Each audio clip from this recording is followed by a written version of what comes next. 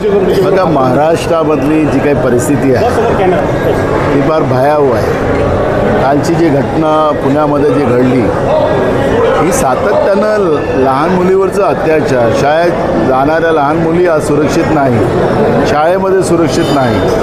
हे खऱ्या अर्थानं नवरात्र हा स्त्रीशक्तीचा उत्सव आहे आणि स्त्रीशक्तीच्या उत्सवामध्ये आमच्या राज्यातली महिला ही सुरक्षित राहावी, आमच्या मुली सुरक्षित राहाव्या ही प्रार्थना तर या ठिकाणी करावीच लागणार आहे. कारण की आज कालच झालेल्या पुण्याच्या घटनेने पूर्ण महाराष्ट्रच नव्हे तर देश हादरलेला आहे आणि हे सातत्याने या महाराष्ट्रात होतं आहे. कायदा सुव्यवस्था आता महाराष्ट्रात बाकीच राहिलेला नाही अशी परिस्थिती निर्माण झालेली आहे. मी शेतकरी आहे आणि राज्यामध्ये नव्हे तर देशामध्ये आमच्या देशाचा मुख्य कणाच तो अन्नदाता आहे, शेतकरी आहे आणि या शेतकऱ्यांना ज्या आत्महत्या कराव्या लागतात त्या आमच्यासाठी भूषणावं नाही.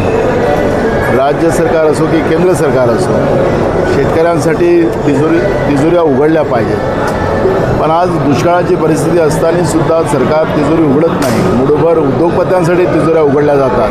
हे दुर्भाग्य आहे आणि म्हणून अन्नदात्याला न्याय मिळावा ही प्रार्थना मी या ठिकाणी केलेली आहे. राज्यातल्या तरुणांचे जे शिकलेले मुलं मुली आहेत त्यांची फार गंभीर परिस्थिती आहे. माझ्या राज्यातल्या तरुणांच्या हाताला काम मिळावं, तेही समृद्ध राहावं, ते सुखरूप राहावं ही प्रार्थना मी या ठिकाणी केलेली आहे. आणि विशेष करून हातावर कमवणारा खाणारा गरीब माणूस आहे तो तर फारच परेशान आहे. तोसुद्धा मुख्य प्रवाहात येऊन त्याला न्याय मिळावा ही प्रार्थना मी माझ्या कुलदेवतेच्या चरणी केलेली आहे. विधानसभा निवडणुकीच्या पार्श्वभूमीवर काही आशीर्वाद मागितला का? आईचा आशीर्वाद सातत्यानं माझ्या बाजूनं आहे. तोच चमत्कार लोकसभेत झाला आणि आता विधानसभेतही तोच चमत्कार जो लोकसभेत झाला त्याच्यापेक्षा चांगला आई आम्हाला आशीर्वाद देईल आणि ते तुम्हाला येणाऱ्या निवडणुकीमध्ये विधानसभेच्या निवडणुकीनंतर पाहायला मिळेल. सुशील कुमार शिंदेच्या पुस्तकामध्ये त्यांनी सावरकरांच्या कामाचं कौतुक केलं. कशा प्रकारे बघतो तुम्ही याकडे? बघा, ते त्यांचं व्यक्तिगत मत असू शकतं, काय असेल मला माहिती नाही. मी काही त्यांचं काय स्टेटमेंट आहे ते मी ऐकलं नाही. पण आमच्यासाठी आता सावरकर असेल वगैरे हे काही इश्यू आम्ही फार काही आता तो आमचा इश्यू नाही आहे. पण देश जो आज संपायला निघालेला आहे, या देशाच्या अनेक स्वातंत्र्यवीरांच्या बलिदानाने हा देश उभा झालेला आहे. अनेक परिश्रम केलेले लोक, कामगार लोक, शेतकरी लोक, तरुण या सगळ्यांच्या परिश्रमाने हा देश उभा झाला. पण गेल्या 10 वर्षामध्ये हा जो देश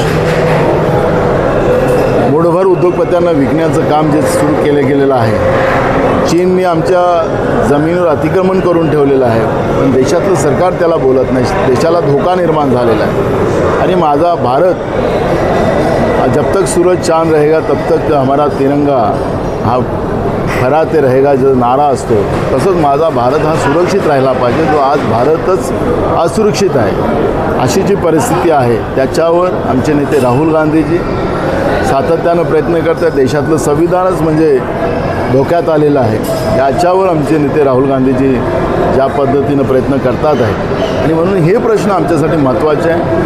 सुशील कुमार शिंदे साहेब काय बोलले, काय झालं, त्यांचा व्यक्तिगत इश्यू राहू शकतो. Okay, thank you.